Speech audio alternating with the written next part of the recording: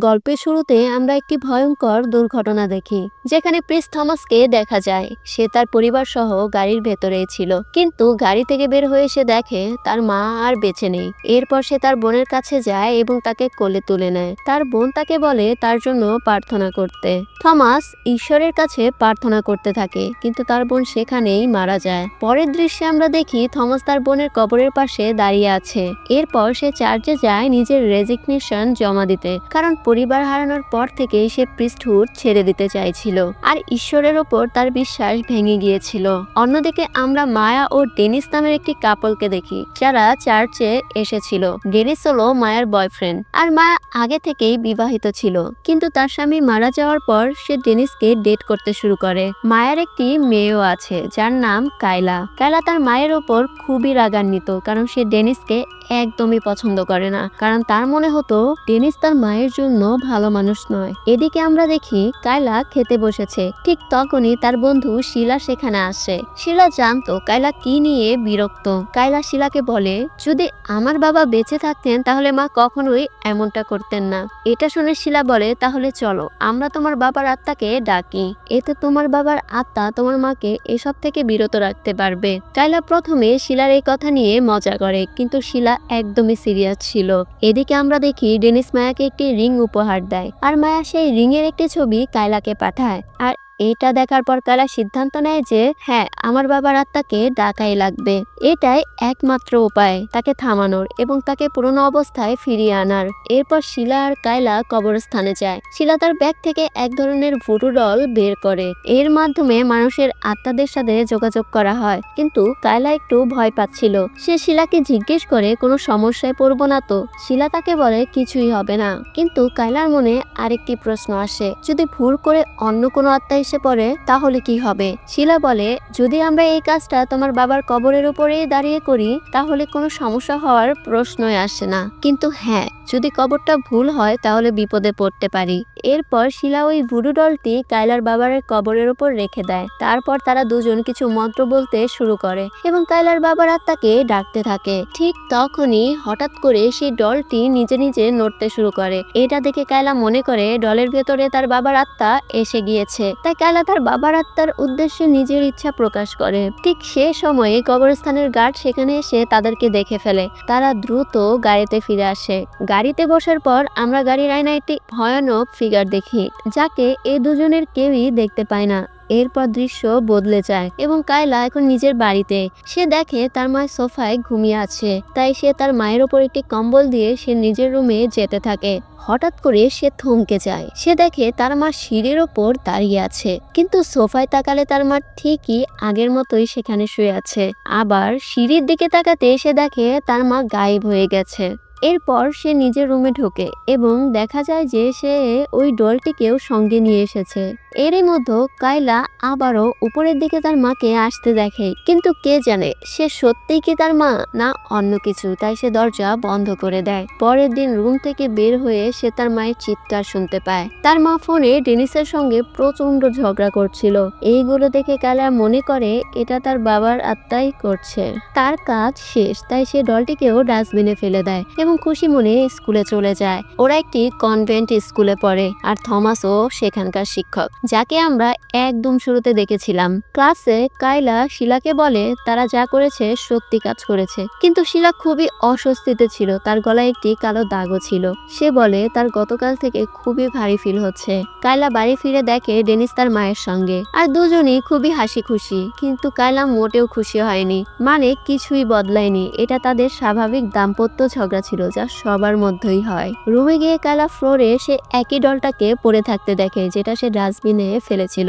এটা দেখে সে অবাক হয়ে যায়, ডলটা আবার এখানে কিভাবে এলো। সে আবার সেটাকে ডাস্টবিনে ফেলে দেয়, আর সাথে সাথে আবহাওয়া হঠাৎ করে খারাপ হয়ে যায়। রাতে কায়লা ঘুমানোর চেষ্টা করছিল, কিন্তু তখনই আমরা সেই আত্মাকে আবার দেখতে পাই।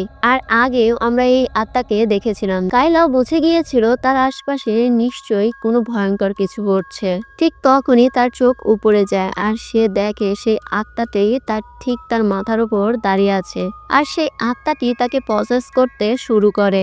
মায়া নিজের মেয়ের চিৎকার শুনে দৌড়ে তার রুমে চলে আসে। সেখানে গিয়ে সে দেখে কাইলা নিজের মাথা দেয়ালে ঠুকছে আর বলছে, তোমরা সবাই পাপী। ভয়ে কাঁপতে থাকা মায়া তাকে জড়িয়ে ধরে শান্ত করে। পরের দিন কাইলা স্কুলে যায়। আমরা দেখি তার হাতেও ঠিক শিলার গলার মতো একটি কালো দাগ, আর তার শরীরও ঠিক একই রকম ব্যথা হচ্ছিল।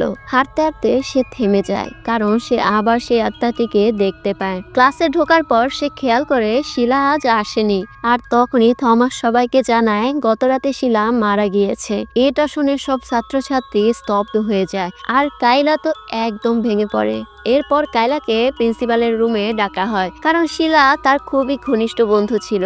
তারা কাইলাকে জিজ্ঞেস করে শিলা কি তাকে কিছু বলেছিল। কাইলা জানায় সে শুধু বলেছিল তার শরীরে ব্যথা হচ্ছে।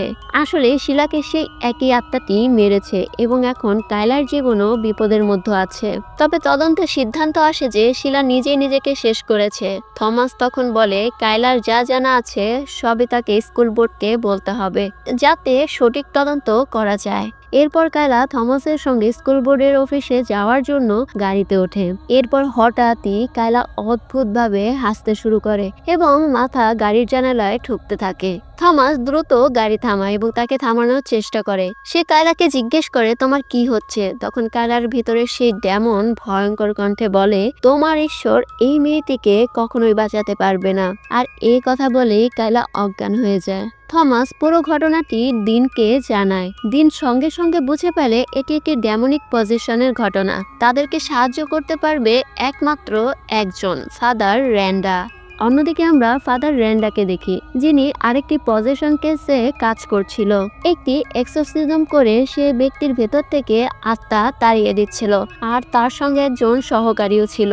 কিন্তু সে এতটাই ভয় পেয়ে গিয়েছিল যে আর এই কাজ চালিয়ে যেতে চায়নি, তাই সে সবকিছু ছেড়ে দেয়। এরপর ফাদার র্যান্ডা দিনকে কাইলার ব্যাপারে সবকিছু বলেন এবং এখন কাইলাকে বাঁচানোর একমাত্র উপায় হচ্ছে এক্সোরসিজম। ফাদার র্যান্ডা প্রস্তুত ছিলেন, কিন্তু তার প্রয়োজন ছিল শুধুমাত্র একজন সহকারী নয়, একজন পার্টনার। এবং থমাসের চেয়ে উপযুক্ত কেউই ছিল না। দিন থমাসের কাছে গিয়ে বলে, তুমি তো রিজাইন চেয়েছিলে তাই না, আমি তোমাকে সাহায্য করব, কিন্তু তার জন্য তোমাকে ফাদার র্যান্ডার সঙ্গে কাইলার এক্সোরসিজমে থাকতে হবে। কিন্তু থমাস এতে রাজি হয় না। দিন আরো চাপ দিলে থমাস সেখান থেকে উঠে চলে যায়। এরপর দৃশ্য বদলায়। আমরা দেখি কাইলা তার ক্লাসরুমে সে নিচু গলায় গুনগুন করছে আর সেই ডেমনের ছবি আঁকছে। তখন তার শিক্ষক তাকে চুপ থাকতে বলে, কিন্তু কাইলা হঠাৎ করে হেসে ওঠে আর নিজের হাতে নিজের কলম দিয়ে আঘাত করতে থাকে। এটা দেখে সবাই ছুটে এসে তাকে থামায়। এরপর ফাদার থমাসকে ডাকা হয়। ফাদার থমাস এসে তাকে শান্ত করে। তার সামনে বসে কাইলা বলতে থাকে, যারা ভালো তারাই কেন মরে যায়। সে কান্নায় ভেঙে পড়ে এবং শিলার মৃত্যুর জন্য নিজেকে দায়ী করতে থাকে। সে থমাসকে বলে, সব আমার জন্যই হয়েছে। ঠিক তখন শিক্ষক এসে জানায় প্রিন্সিপাল তাকে দেখতে চায়। কাইলা প্রিন্সিপালের অফিসে গেলে দেখা যায় তার মাও সেখানে এসেছে। স্কুল কর্তৃপক্ষ বলে ইচ্ছা করলে তারা কাইলার জন্য একজন সাইকোলজিস্ট পাঠাতে পারে, কিন্তু তার মা বলে সে শুধু শিলার মৃত্যুর শোক সামলাতে পারেনি, ওর শুধু বিশ্রাম দরকার। আর এইটা বলে সে শিলাকে নিয়ে সেখান থেকে চলে যায়। এরপর আমরা দেখি ফাদার থমাস গাড়ি চালিয়ে কোথাও যাচ্ছে, আর হঠাৎ তার গাড়ির রেডিও থেকে একটি ভয়ানক কণ্ঠ শোনা যায়, এখানে খুব অন্ধকার, আমাকে সাহায্য করো, আমাকে বাঁচাও। এটা শুনে থমাস ভয় পেয়ে যায়। ঠিক তখনই পেছনের সিটে একটি ডেমন দেখা যায়। ঠিক সেই মুহূর্তে তা আবার অদৃশ্য হয়ে যায়। এখন পরিষ্কার ফাদার থমাসও কাইলার ঘটনায় জড়িয়ে গিয়েছে। ফাদার থমাস সিদ্ধান্ত নেয় সে কাইলাকে বাঁচাবে। সে ফাদার র্যান্ডার কাছে যায় এবং বলে, আমি প্রস্তুত। ফাদার র্যান্ডা তাকে সতর্ক করে বলেন, এটা সহজ নয়। এর আগেও আমার একজন সহকারী ছিল, কিন্তু সে সব দেখার পর এই কাজটা ছেড়ে দিয়েছে। র্যান্ডা তাকে আরো জানায় ডেমন তাকে উস্কে দিতে পারে, তার ট্রমা বা কোনো পুরনো ঘটনার মাধ্যমে তাকে নিয়ন্ত্রণও করতে পারে। কিন্তু থমাস প্রস্তুত ছিল।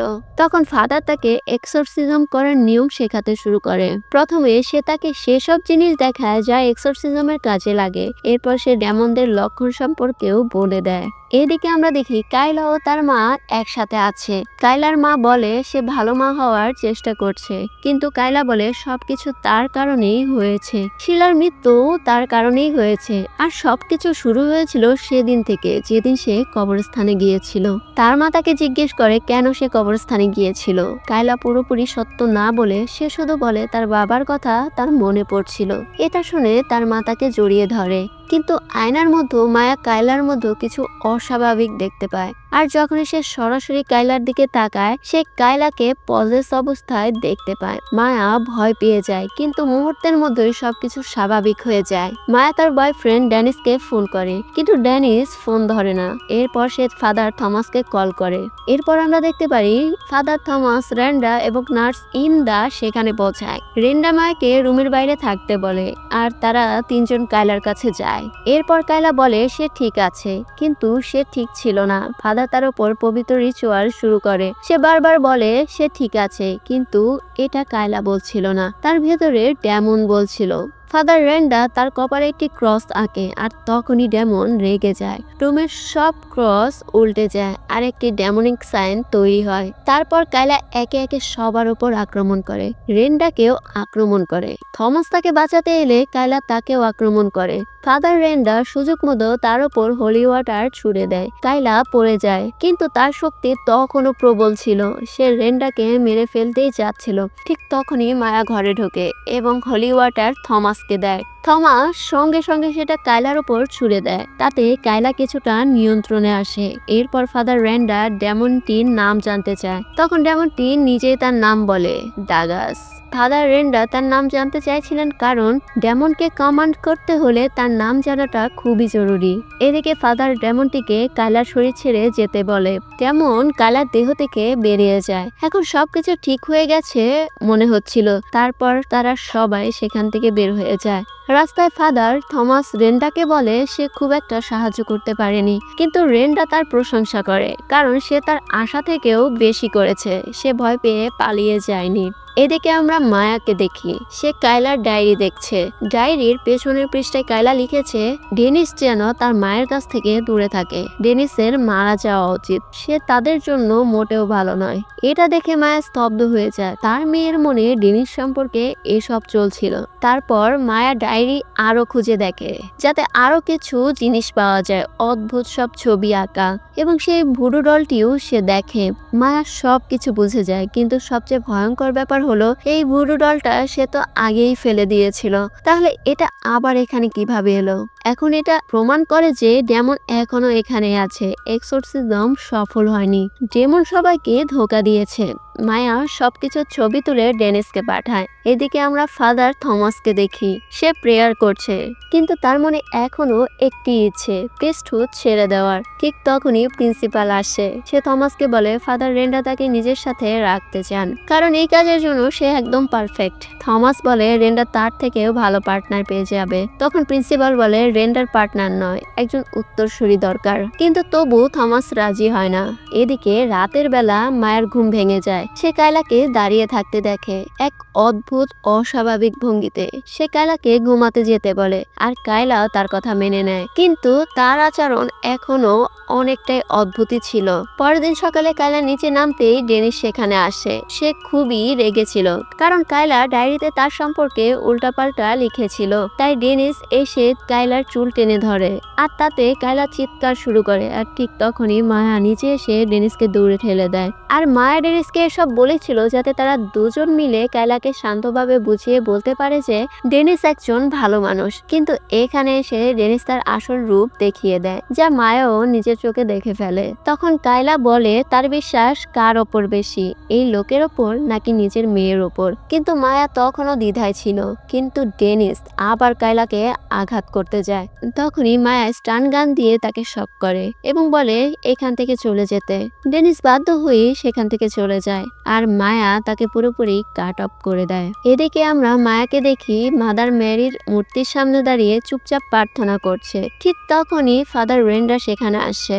রেন্ডা জিজ্ঞেস করে সবকিছু ঠিক আছে তো? মায়া বলে তার মোটেও মনে হচ্ছে না তা, কারণ এক্সোরসিজমের পর থেকে কায়লার আচরণ খুবই অদ্ভুত। এখানে সে ফাদারকে তার অতীত সম্পর্কে জানায়। হাই স্কুল থাকতে সে প্রেগনেন্ট হয়ে যায় আর এটা জানতে পেরে তার পরিবার তাকে বাড়ি থেকে বের করে দেয়। এরপর এক ব্যক্তির সঙ্গে তার পরিচয় হয় এবং তাকেই বিয়ে করে।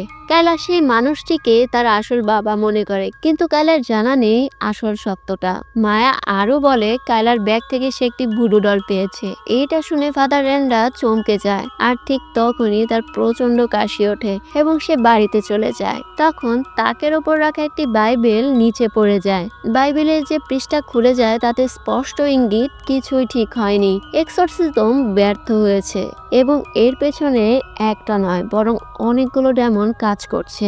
এটা দেখে রেন্ডা দ্রুত কায়লার বাড়ির দিকে রওনা হয়। থমাসকেও ফোন করতে থাকে, কিন্তু ঠিক তখনই কায়লা তার গাড়ির সামনে এসে দাঁড়ায়। রেন্ডা গাড়ি থেকে নেমে তার দিকে এগিয়ে যায়। কায়লাকে দেখে ফাদার বুঝতে পারে তার অবস্থা ঠিক নেই, তাই সে তাকে গাড়িতে বসিয়ে নেয়। কিন্তু হঠাৎ করে কায়লা গাড়ি থেকে অদৃশ্য হয়ে সামনে চলে আসে। এটা আসলে ডেমনই তাকে দেখাচ্ছিল। কায়লা আসলে তার পেছনেই ছিল, আর এরপর কায়লা তার উপর আক্রমণও করে, যার কারণে গাড়ির কাঁচ ভেঙে যায় এবং সেখানে একটি উল্টো ক্রস তৈরি হয়। এরপর আমরা কায়লাকে তার বাড়িতে দেখি, সে রক্তে ভেজে হাত ধুতে থাকে। ঠিক তখন তার মা সেখানে আসে এবং জিজ্ঞেস করে কি হয়েছে। কায়লা বারবার শুধু বলছিল মরো মরো মরো, আর কায়লা তার সামনে অদ্ভুতভাবে হাসতে থাকে। তখনই অন্য একটি ডেমন তার উপর আক্রমণ করে। এরপর আমরা রেন্ডাকে হাসপাতালে দেখি, যার সঙ্গে ছিলেন থমাস এবং প্রিন্সিপাল। রেন্ডা জানায় এটা অনেক বেশি বিপজ্জনক। আমরা ভেবেছিলাম সবকিছু ঠিক হয়ে গিয়েছে, কিন্তু পরিস্থিতি আরো অনেক বেশি খারাপ। কায়লার মধ্যে এক নয় অনেকগুলো আত্মার বাস। কায়লা ভুডু ডল ব্যবহার করেছিল এবং তার বাবার আত্মাকে আনার চেষ্টা করেছিল, কিন্তু বাবার আত্মার বদলে সেখানে একটি ভয়ঙ্কর ডেমন চলে এসেছে। সেই ডেমনের নাম হলো দাগাস এবং সে লুসিফারের ডিসাইপল। আর লুসিফারের ডিসাইপল এখনো কায়লার মধ্যেই ছিল, ফলে কায়লা এবং মায়া দুজনের জীবন এখন সংকটে। এই কথা শুনে থমাস বলে আমি এই কাজ করব, তাদের এই ডেমন থেকে বাঁচাবো। প্রিন্সিপাল বলে তোমাকে প্রথমে বিশপের অনুমতি নিতে হবে, কিন্তু থমাস জানায় এই জন্য সময় নেই। রেন্ডা তাকে আশীর্বাদ দেয়। এরপর থমাস প্রস্তুতি নিতে শুরু করে। একই সময় আমরা মায়াকে দেখি, যাকে কার্পেটের উপরে শুয়ে রাখা হয়েছে। সেখানে ছিল প্রজেস্ট কায়লা। সে লুসিফারের জন্য তাকে বলে দিতে চাইছিল। কায়লা বলে সে এক পাপী এবং সে নরকের অধিকারী। তারপর সে মায়ার ওপর ছুরি নিয়ে আক্রমণ করে, কিন্তু মায়া হাত দিয়ে আটকায় এবং কোনোভাবে কায়লাকে ঠেলে দেয় এবং সেই জায়গা থেকে পালাতে সক্ষম হয়। মায়া নিজের কক্ষে গিয়ে দরজা লক করে, কিন্তু কায়লা এসে দরজায় আঘাত করতে থাকে। মায়া ভয় পেয়ে একটি ক্লোজেটের ভিতরে লুকিয়ে যায়। কায়লা সব জায়গায় তার মাকে খুঁজতে থাকে। এরপর সে বুঝতে পারে আসলে সে ক্লোজেটে লুকিয়ে আছে। কায়লা তখন খুব নিষ্ঠুরভাবে একটি ছুরি দিয়ে ক্লোজেটে স্ট্র্যাপ করতে থাকে, কিন্তু সঠিক সময়ে ফাদার থমাস সেখানে পৌঁছে যায়। সে হরিবেল বাজাতে শুরু করে, যা ডেমনকে সমস্যায় ফেলে দেয়। এরপর ফাদার থমাস ক্রস বের করে দেখাতে শুরু করে, কিন্তু ডেমন কায়লার শরীর নিয়ে নিচে লাফ দেয়। এটা দেখে মায়া এবং থমাস নিচে আসে, কিন্তু তাড়াহুড়ায় থমাস তার এক্সরসিজমের সমস্ত সামগ্রী উপরে ফেলে আসে, আর এটাই তো ডেমন চেয়েছিল। ফাদার থমাস তাকে আটকানোর চেষ্টা করে, কিন্তু ডেমন এতটাই শক্তিশালী ছিল যে সে পানির উপরও হাঁটতে শুরু করে এবং বলে তোমার ঈশ্বর আমাকে থামাতে পারবে না। সবচেয়ে চমকপ্রদ দৃশ্য হলো ডেমন ফাদার থমাসের সঙ্গে প্রেয়ার চ্যাটিং করতে শুরু করে, যাতে দেখানো যায় যে সে কতটা শক্তিশালী। তার ডেমন কিছুটা প্রভাবিত হতে শুরু করে, কিন্তু সে ফাদার থমাসকে ধাক্কা দিয়ে ফেলে দেয়। মায়া বলে সে চাইলে তাকে সঙ্গে নিতে পারে, কিন্তু তার মেয়েকে যেতে দিতে হবে। তাই ডেমন মায়াকে একটি ক্রস দেয় এবং নিজের জীবন দেওয়ার জন্য বলে, অর্থাৎ সে চায় মায়াকে পাপ করাতে। এরপর সে চলে যাবে, আর তাই মায়া তার মেয়ের জন্য নিজের জীবন দিতে প্রস্তুত। এদিকে থমাস নিজের পরিবারের সাথে কাটানোর সময়গুলো মনে করতে থাকে, কিভাবে তার পরিবার তার সামনে ধ্বংস হয়েছিল। সে ভাবতে থাকে যেভাবে সে তার পরিবার হারিয়েছিল ঠিক সেভাবে এই পরিবারকে ধ্বংস হতে দেবে না সে। এদিকে মায়া নিজেকে শেষ করে দিতেই যাবে, ঠিক তখনই থমাস এসে তাকে থামায়। থমাস বলে ঈশ্বর তোমার সঙ্গে আছেন। আর ডেমনের সঙ্গে তার মানসিক শক্তির কারণে ডেমন অনেক দুর্বল অনুভব করতে শুরু করে। আসলে যদি বিপরীত পক্ষ মানসিকভাবে শক্তিশালী হয় তখন ডেমন কিছুই করতে পারে না। আর থমাস এই মুহূর্তে মুহূর্তে মানসিকভাবে অত্যন্ত শক্তিশালী। সে ডেমনের নাম জানতে চায়। ডেমন নিজেকে জব্বেল বলে পরিচয় দেয়। এখানে প্রকাশ পায় কায়লার শরীরে মোট 2টি ডেমন ছিল। একটি আগেই চলে গিয়েছিল এবং দ্বিতীয় ডেমন অর্থাৎ জব্বেল তার শরীরে বসবাস করে আসছিল। এরপর থমাস ডেমনকে কায়লার শরীর ছাড়তে বাধ্য করে জিসাস ক্রাইস্টের নামে। এরপর সবকিছু স্বাভাবিক হয়ে যায়। সৃষ্টিকর্তার বিশ্বাসের শক্তির সামনে ডেমনের ক্ষমতা হার মানে। এরপর দৃশ্য বদলে যায় এবং ফাদার থমাস রেন্ডার জন্য ফুল নিয়ে আসেন, যা কায়লা এবং তার মা পাঠিয়েছিল। রেন্ডা জিজ্ঞেস করে, তুমি কি পদত্যাগ দিচ্ছ না? ফাদার থমাস বলেন, না, এখন আমি আমার উদ্দেশ্য পেয়ে গিয়েছি। এবার থেকে আমি মানুষের সাহায্য করব। এরপর থমাস সেই ব্যক্তির সঙ্গে দেখা করতে যায় যার কারণে দুর্ঘটনাটি ঘটেছিল। সেই মানুষটি আসলে অপরাধবোধে ভরা ছিল। সে থমাসের কাছে ক্ষমা চায় এবং থমাস তাকেও মাফ করে দেয়। আসলে ক্ষমার চেয়ে বড় কিছুই নেই। আর এখানেই ডমিনিয়ন অফ ডার্কনেস মুভিটি শেষ হয়ে যায়। আশা করছি গল্পটি আপনাদের কাছে ভালো লেগেছে। তাহলে অবশ্যই ভিডিওটিতে একটি লাইক দেবেন এবং চ্যানেলে নতুন হয়ে থাকলে চ্যানেলটি অবশ্যই সাবস্ক্রাইব করে যাবেন। Thanks for watching.